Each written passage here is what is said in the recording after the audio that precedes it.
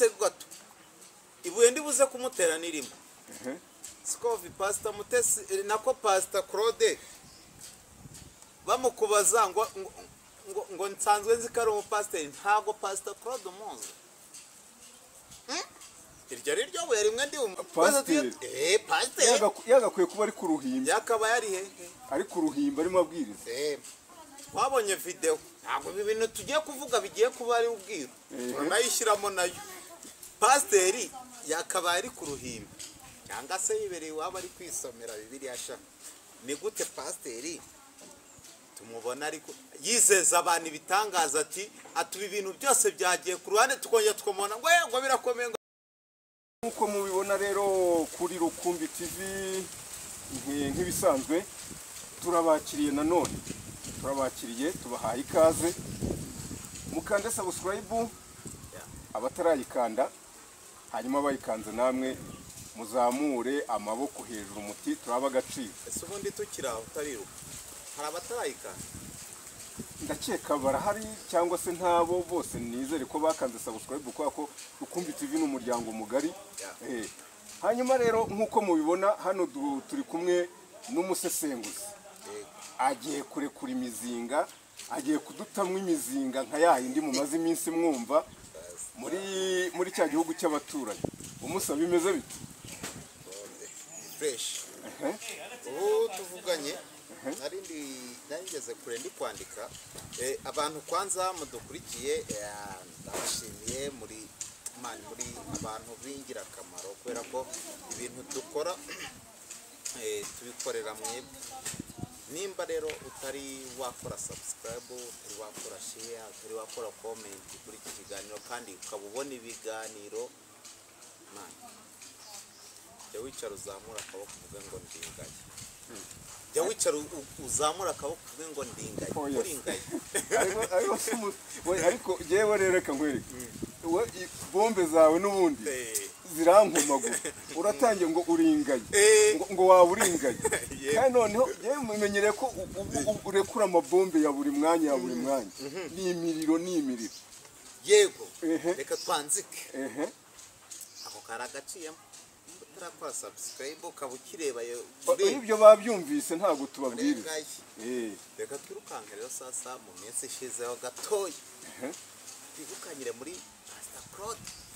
Pastor Claude reka twinjire mu matorero ubwo ho gato ubwo bumvishe pastor bahita bumva iki itorero bahita bumva itorero idini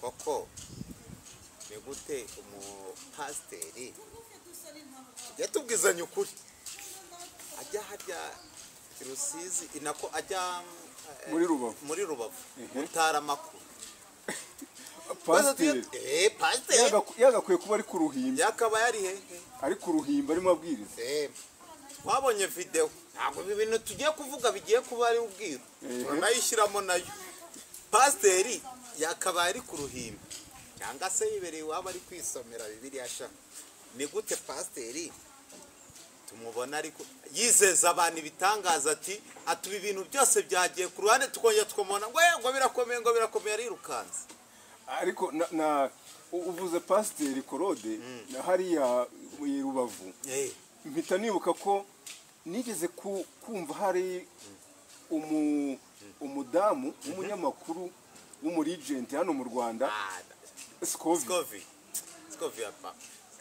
buriya Scovi ndakwemera pa komereze twitwanze wowe gira ikintu ubivugaho Scovia reka bariwe tugarukaho gato Scovia aka kanya ubu turi kumwe Scovia ngenda mufana kuko Scovia buriya ni umuntu natangiye ejo bundi kubona ibintu ari kugenda akora mbona ko binafite n'ireme njye narengeze ngo ugiye kumutera ibuye uretse gato ibuye ndibuze kumutera n'irimo Scovi Pastor Mutesi nako Pastor Claude bamukubaza ngo nsanzwe nzi ko ari umupasiteri ntago Pastor Claude umuzi iryo ari ryo buye rimwe ndi bumutere asanzwe amuzi twaretse kugirana amashyari ariko muzi nka pasiteri ntago amuzi nk'umunyamakuru se niyo mpamvu yaranze kandi mugenzi we yaramubwije ngo hari umuntu ntabonye ari igoma ari hano Rubavu. i Rubavu wakora utuntu twiza cyane twese tubona ko ari Pastor Claude kuki atamudefanze byibuza na Pastor Claude nyuma yaragarutse ati uriya muntu kuki kari akantu yakavuga ko nawe nari kuba mfite izina rirenze iryo mfite ubu kuki atamuremeye ko byibuza byari guhita bituma Pastor Claude umuvugizi w'igihugu akakuba umuvugizi w'igihugu akumbajije ntiwahita undefanda ugahita undemera. Ariko numvise Pastor Claude nawe avuga ngo aramwiyamye. Impamvu yamwiyamye ni iyiheze nyine Ntabwo nyizi. Pastor Claude impamvu yiyamye Scovia nuko atamudefanse ibaze yaramuha buri iyo iriya Pastor Claude kari akantu yari agiye kubona Scovia iyo ari kumwe n'uriya muvugizi kwa kundi umuvugizi w'igihugu yamubwiye ati hari umuntu nabonye ari ahantu kuntu gutya atarya uriya muntu bamwitana. None se ubu tuvuge ko Pastor Claude atazongera gukora ibiganiro kuri iriya channel ye? Azabikora ariko nyine tumaze kubona nawe Misiri yarekuye avuga ati Scovia ubwo ngubwo mubanje buretseho gatoya Amushyize ku ruhande. kandi kuko impamvu yamushyize ngo ku ruhande abantu bose babonye nuko atamupresence byibuza ngo uriya muvugizi w'igihugu disi amenye ngo Pastor bari bamuze ku ruhimbi noneho bari banongeye kumubona noneho yibereye kuri tere ngo birongeye ngo birabaye ariko Pastor Claude n'amazina yitwa ba Mutesi umenya sinzi bamugwa neza ntabwo mbizi. Nibihurirane biriya bintu bisa nkaho nyine biba bifitanye isano ariko buriya ubundi reka nziyeranje tuzajya ukora iki kiganiro ubwacyo muri ruhande tutaza kwinjira mu bintu iki kiganiro cy'aba bantu tuzacyanzika ikindi gihe kuko nimba harimo Pastor Claude akaba ari kujya no mu itangazamakuru tukongera kumubona ari muri tere tukamubona ku rundi ruhande ari newe n'abavuzi ngo gakondo. Ariko Claude n'imbera byombi ariko bari mu kazi kose nka wa mugana w'abandi harya ubwo agusengeye wabyemera gute kubera ko ari pastor Mano y'Imana ari he? Mano y'Imana ntabwo twabonye amafaranga yagiye atubura tukayabona ariko ari amafaranga ya Mpano y'Imana ariko hari abantu bayakoresheje bitaniye na biriya bya Pastor Claude buriya. Pastor Claude arasenga tubimenye gute kasenga yitwa pasiteri hanyuma Mpano y'Imana nawe ni impano nyine akoresha impano Pastor Claude nawe se buri wowe ubyizera ute ko ari pasiteri se? Njyewe reka nkubwire impamvu Pastor ni ikintu nsigaye mbona abantu basigaye biyitirira tunibuka ko hari abantu biyitirira ariko se Pastor Claude kuba yaragiye gufata inkuru y'ibiri kubera muri Kongo ari Rubavu yarakosheje nikosa ku buryo Scovia yarinda kugira ibyo amuvugaho yakaba ari kwigisha yakaba ari kwigisha wenda yavuye mu rusengero ubuse yo tugira ibyago ko ntabimwifurije akitabira Imana kuri iriya te yari kuba aguye ku rugamba ubwo se twari kuzabibara nkaho ubwo twari kuzabibara nk'uwiyahuye cyangwa nk'uwaguye ku rugamba bya nyabyo yari yiyahuye kuko yari kuba yiyahuye ikigaragara ni uko ntabwo ari umunyamakuru nta nubwo ari n'umusirikare yego ubwo yari kuba yiyahuye kuko wamushimira ibyo Pastor Claude ndi kuvuga ndi kumwe n'umunyamakuru wanjye Pastor Claude uyu nguyu yipanze akazi dusanzwe tuzi ko umupasiteri wundi agomba kuba ari ku rusengero ataba ari ku rusengero akaba ari mu rugo iwe ariko akaba hari ibindi bintu ari gukurikirana kimwe nko mu bindi nko kuba ari muri Bibiliya kugira ngo abone n'indi mirongo mishya agomba kubwiriza abantu. Pastor Claude ibyo bintu Bibiliya yose yarayisomye ubundi se buriya kugira ngo ubundi Scovia we ajye kumwivangira mu kazi we biri mu nshingano ze. Scovia se Scovia ni intasi buriya Scovia buriya impamvu Scovia yagarutse kuri uriya mugabo hari impamvu. Scovia nuramuka ubonye kuvuzeho menya ngo hari ikibazo, ahubwo ahita umenya ngo ese ngomba kujya mu wuhe mujyo.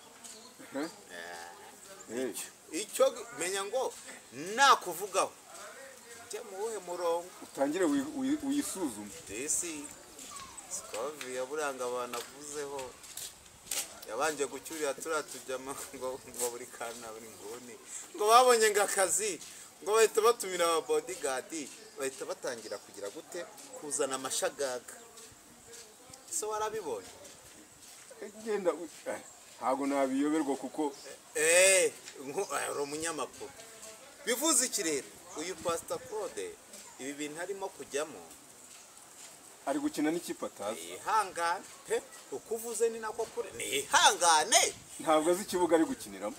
ajye mu rusengero nanjye pe najye kurya amaturo ko bayarya barayarya. Ibaze ko bayarya ntihagire na kamwe basiga. Ibaze ko urusengero rubomokaho gatoya bakabwira abakristo ati hari ahabomotse haratwara ibihumbi miliyoni, andi buri cyumweru tubyibuke neza bagira bati uretse gato nkwereka baraturisha, uretse gato aya mafaranga baturisha undi bajya uretse nkubwira kandi kantu kuki Scovia atari Pastor Claude wenyine yatunzeho agatoki. Hari n'abanyamakuru yatunzeho agatoki bagiye muri ziriya nkuru z'ibyari kubera muri Congo kandi ngo bakora ibintu bijyanye na za showbiz. Ndaguha urugero, nanjye mba nakurikiranywe ku bintu nk'umunyamakuru. Urugero ni umusore bamwita Musoni Freddy wo kuri The Choice, nawe yamudumyeho agatoki. Aravuga ati ese Musoni we si umunyamakuru?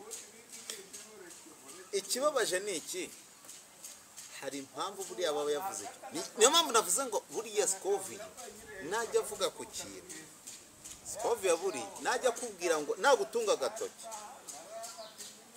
se tuvuga abantu yatunze agatoki bikarangira abangiye bakamubwira ati umubyeyi tubarira ariko mu gikari inkoni zamba mu gikari.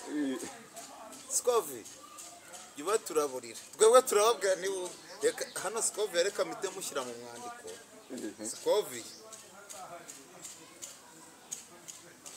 Scovia ikintu avuze namubonye ubundi usibye uyu Pastor Claude uyu nguyu twagarutseho hejuru gato.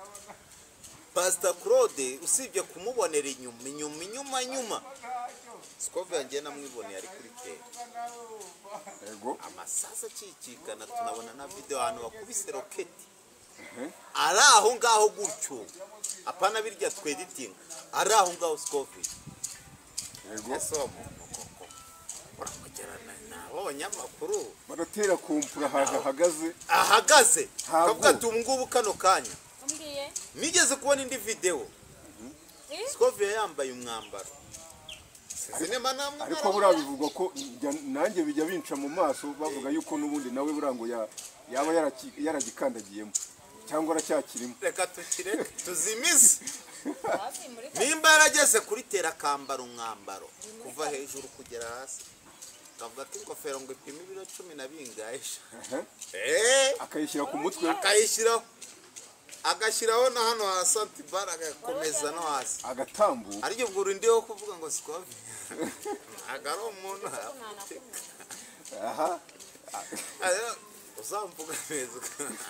Scovia ubu ngubu nta nubwo ari n'umuntu twakaye tugarukaho. Impamvu twari tunamugarutseho nuko uyu nguyu Pastor Claude yipashe muremure agashaka gusesengura ngo yinzike ngo ajyemo uriya Scovia. Pastor Claude igire mu by'idini wa mubyeyi we mwirira amafaranga amaturo ya buri kanya n'ibindi, basengera abantu bakorerwa ibitangaza nabo babashimye bavuge muri ya magambo yabo bajye bibuka ko hari n'abandi bayafashe mu mutwe. Hariho n'abandi basigaye bayakorera, musigaye mubwiriza abantu mu rusengero, hakaba hari n'abandi bari gukora ibyumba by'amasengero mu nzu zabo kugira ngo nabo karakantu mubona ku rusengero kagabanuka. Pastor Claude nuramukubonye amaturo ariko make hari abo ufite aho ngaho mu itorero nisinzi azubundi afite itorero cyane pastor gusa ntabwo mbizi ushobora kuba pasiteri ari diguri wenda yakuye mu ishuri Doctor reka tujyeho gatoya kuri ba doctor umuntu bita Doctor Claude uramuzi w'umuhanzi ese ubundi buriya yarabyize Miyombo Thomas we Tom Close turagushimiye mubyeyi Tom Close we ariko se buriya kuko Tom Close impamvu tunamushimiye we n'ubundi asanzwe ari muri uwo mucyo n'ubu ari abirimo n'isaha abiri ni akazi yabiherewe n'impamyabushobozi yego vraiment tunakivivura icyo cyo iryo shuri yaryicayeho imyaka ibaza imyaka 7 nawe se Dr. Claude we ya baba uragaragaye uba ngendeshaka kuzamugarukaho ashobora no kuba atari wenda kaminuza yarayigezemo ariko atarageze mu mpamyabushobozi ngo akaka iyi ngiyi Dr. ese aka kantu ka nako ka pasiteri ko ntubona ko gashobora kuba ari nk'akantu k'agasirino abantu bari kubyaza umusaruro nagaho yifubitse inyuma ubwo tubyanze dute bitereho kashe reka nkwereke reka nabyo tubivure gutya twanzike dute umuntu wanyuma tugiye gusorezaho ariko cyangwa ndifashe muremure oya wamfura we nta kibazo komeza rwose komeza turacyari mu matorero uyu muntu bita Pastor Mutesi ejo bundi yakoze ubukwe bwa kangahe ntabwo mbizi n'ababizi numvise nabo kubibara bitaboroheye ase koko wamfura we koko abantu mudukurikiye namwe ariko Pastor Claude ashobora kuba atera umutwe mwiza Pastor Claude reka twigire kuri Mutesi Mutesi ubu nta kibazo afite uko akoze ubukwe se ubukwe ibyo by'ubukwe reka tube mbese akoze ubukwe rimwe akoze ubukwe kabiri gatatu ariko ubwo ikibazo kiri kuri ahubwo nabonye ejo undi muntu wavuze ngo atera umwaku nabyumvishe narabibonye none se reka nkubwire ubundi aho umuntu adashobora kuba afite n'icyo kibazo ni hehe cyane ko uwa mbere araje aragiye tuvuge ko wenda uwa mbere munaniranwe mu buryo bw'isuku oya ahubwo ngo barapfa bahita bipfira ngo barapfa niwo mwaku bavuga uriya mugabo rero reka tumukorera amasengero mana bamwita harya reka dusenge ubwo nawe ni pasiteri mana y'isinisho amen ushobora byose ugenga byose dusengeye umugabo mushya winjiye muri runo rugo atari ubwa mbere atari we wa mbere yinjiye mu rugo rwari rusanzwe rusa nkaho rwinjiyemo abagabo barenga 5 fasha uyu mugabo nawe ntazagende nk'abandi kandi ikindi ufashe uyu mugore wirirwa abwiriza abantu avuga ko ari intungane nawe umuhereza akanyafu byibuze kamwe ntumuhe kenshi kugira ngo tutazamubura ukuri kwe kujye hanze amen mu izina rya Yesu Imana nigenga zamukubita akanyafu nawe ubaye pasiteri wasimbaye pasiteri oya reka ubaye umukozi Imana ariko pana byo kwiyitirira iryo ranka jya kwishyira muri icyo kintu ngo igipasiteri icyo cyo sinyishaka ubwo turamusengeye uriya mugabo rero nagende yigire muri rura rugo ariko ntacyo mvuze ariko azihangane nyine nk'umuntu w'umugabo yaraye. aha none se ukaba rero umurekuriyeho igikompuro. ibyo yakoze aba ari byo bizamugaruka, ibyo yakoze aba ari byo bizamugaruka. Ukaraba imbere ye do ngire gutya ikire na bike hasi do ngize gutya. Pastor Mutesi, mute ibintu wakoze kuva ukiri umwana kugeza na n'ubu, umugabo wa mbere akagenda, uwa kabiri akagenda, uwa gatatu akagenda, uwa kane akagenda, zaba zibanye nimba ntanzara zibayo. ariko se ko ubundi umuntu ushatse abagabo benshi n'indaya bitandukanira. Umungane ikibazo kigiye muri comment. Haryo ubundi ari uyu umuntu ashatse ari uyu nguyu umungani, umuntu ashatse umugabo umwe, ari uyu nguyu ushatse abagabo barenga batatu kandi bigaca mu mategeko, sibyo? Bigaca mu mategeko. Ambo nabo twirirwa turenganya yarira ku muhanda bitewe n'ubushobozi bwabo, hari ubwo ikosa rifite. Kandi umuntu abindaya kuko yaryamanye n'abagabo benshi barenga umwe. ako kantu kavugaho. Pastor Mutesi yaryamanye n'abagabo bangahe? Ako kantu kagende. Reka ubundi Pastor Mutesi ababizi aryamanye n'abagabo bangahe? Kandi nimba uretse umva nkubwire wamfura. Nari nyiri kwihuta. Yego. Kandi urabizi nyuma yo gushaka abo bagabo bose wibuke ko na Pastor Claude byavuzwe ko yari umugabo we, banabishyize ku karubanda ari nayo mpamvu Pastor Claude yagize umujinya kubera ko abonye ko umugore ko buriya se ashobora kuba yaramuryohereje di ntabwo akaba ari bwoye Pastor Claude ese azamurikire ko agatangira agashyugumbwa. Uzi ko Pastor Mutesi abantu bongeye kumumenya neza ariko Pastor Claude yongeye kumukritika. Hari akantu wari ugiye kugarukaho ni agaki rero, ari nako ngakawenda tunanzika tunasoza. Uyu mugore Pastor Mutesi ubundi ataniye hehe? Mutubigire muri comment inshuti bavandimwe, tujye tuvugisha ukuri tugushyire hanze, ntituzatume kuri kuzinzi kwangwa abantu mbega bamenye kuri kutakiriho. Njye ndashaka kugaruka kuri kino kintu kandi mu mbwiza ukuri. Ubundi Pastor Mutesi arongoye n'abagabo bangahe? Ese umuntu iyo ari ku muhanda, mumbabarira bari ku muhanda, abo twita ngo turagura bari ku muhanda, mumbabarire tubite gutyo, bitwa indaya, baryamanye n'abagabo benshi. Noneho uyu mukozi w'Imana umaze gutandukana n'abagabo barenga batatu bakomeje no hejuru, we tumwita iki? Uyu mugore we tumwita iki? Ni umupasiteri, amaze kuryamana n'abagabo, amaze kubona ubwambure bw'abagabo barenga umwe, babiri, batatu, bane gukomeza, we tumwita iki?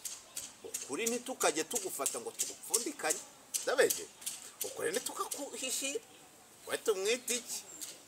none se ubona cyane umukuru wabo, nese ubona yagakwiye gukora iki?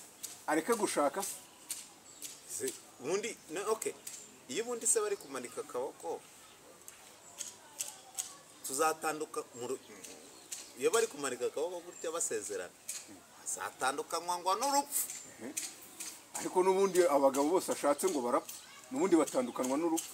Wese yarapfuye byibuza napfe, oya azagaruka rundi muntu tisiriwe byibuze nawe napfe, sibyo? Nimba bazatandukanywa n'urupfu, ubuse afite imyaka ingahe ku buryo duhita tubona muri iyi myaka mishyashya iri hano imbere ibintu bye bise byirukanka bikagoyunga bigahita byirukanka bikagera kuri runo rwego?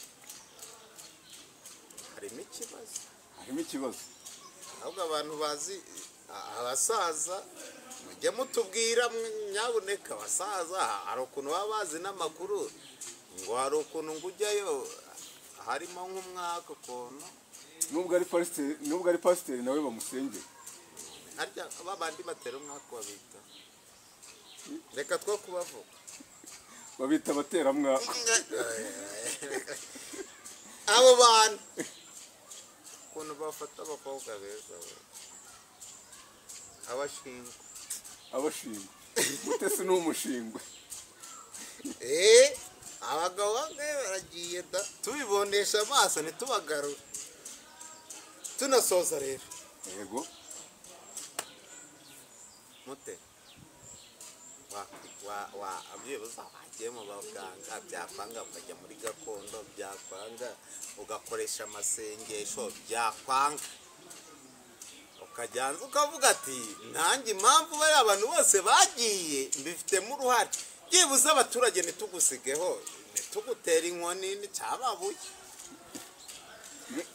ajye mu baganga bamukureho iyo iyo mivumo. karande y'iwabo Ni iwabo. y'iwabo Shuwa. y'iwabo nyine ukeka ko abantu bitwa abashingwe batabaho se mbese abashingwe ntibabaho Batera umwaka wo gupfa. urongora ugapfa abashingwe babaho tujya twitonda Umunsi usanze wowe uri we. abashingwe se babaho babagabo sindabimenya ariko nabyo nzabikorera ubusesenguzi ariko abashingwe b'igitsina gore babaho urongora ugahita upfa. Imana izamfashe sinzahure n'uwo muntu. abo bantu rero bari kudukurikira mutubwiye muri kommente se abashingwe b'abagore babaho nawe ndagusengeye ndagusabiye ntuzahure n'umushinga. ndubatse kandi tumaranye imyaka irenga 4 ubwo rero bivuze ngo ntabwo ari umushinga iyo aba ari umushinga uba waraciyeho byari amateka dusoza leta tubwire ngaho ndimo ndababwira ati nyine mwihangane umva pasita rwose nimba ari pasita nimba uri iki jugunya. Yes, ngayo nguko rero Pastor Mutesi bati najye mu baganga bamukureho iyo mivumo yo kwica abagabo cyangwa se yo gupfusha abagabo. N'abapasiteri bamurusha izo mbaraga zo mu ijuru ariko zo mu ijuru bicare bamusengere. Nibya umva reka ngubwire ikintu bimwe. Pastor Mutesi nafate abantu najye mu rusengero nako kwa muganga bavuze byange bivemo ajye kuba pasiteri. Abapasiteri bamanike abapasiteri bamurusha imbaraga bashyireho ibiganza basenge n'ibyanga azaba ari karande iwabo azajya mu bapfumu bamuganga bamupfubure arya abapfumu barapfumura